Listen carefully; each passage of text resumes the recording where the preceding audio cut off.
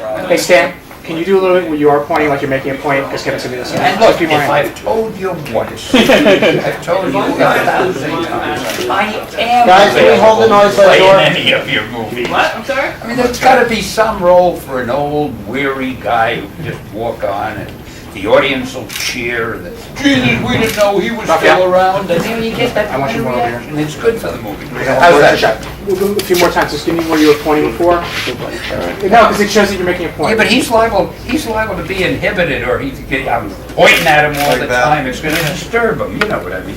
And Kevin, look, when you direct a movie, first of all, you have to know how to talk to actors. You have to understand what the scene is. You have to give them their motivation. If I've told you once, fella, I mean, I hope they're getting this, because, Christ, I'm exhausting myself doing this. And I hope they don't have a loudspeaker on, I mean, a mic on, because I'm really making a fool of myself. And all you got to do, why do you always get the easy role? You just have to sit and nod. I'm supposed to wave my arm. I'm supposed to be explaining things to you, but you must know. And I'm trying to react like you just said something very wise. Okay, there's no coffee I tape. say, well, look, there's 1 and 2 and 3, and I'm good at counting. I also think they need to be The tighter. thing was about that big, but then Chief, what it's happened was it went over there, and I lost it. Would you believe it? I mean, it's incredible, because something like that could happen. I know. So do you have a contract? You want to sign me up now, or am I going to have to keep beating on you? We have speed. Quiet, Okay, please. Stan, wait for action.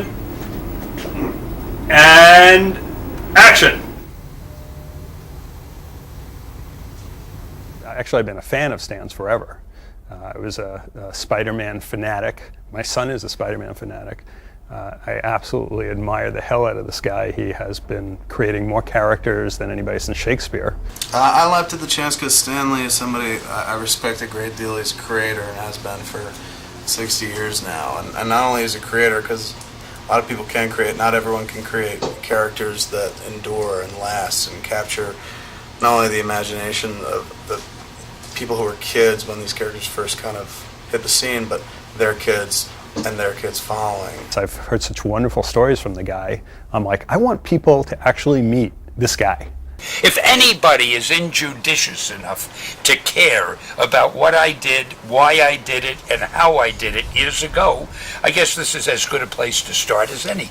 In the age of like the A&E biography and behind the music, where so often you hear other people telling the story of the focus of the documentary, it's nice to actually sit there and listen to it come from that person's mouth. And it's not a guy who is chomping at the bit to tell his story either. He had to be dragged kicking and screaming into doing it. So I think it's important, and I think it's entertaining as hell to hear it come from that guy rather than a bunch of people going, there's this one time that Stan said this.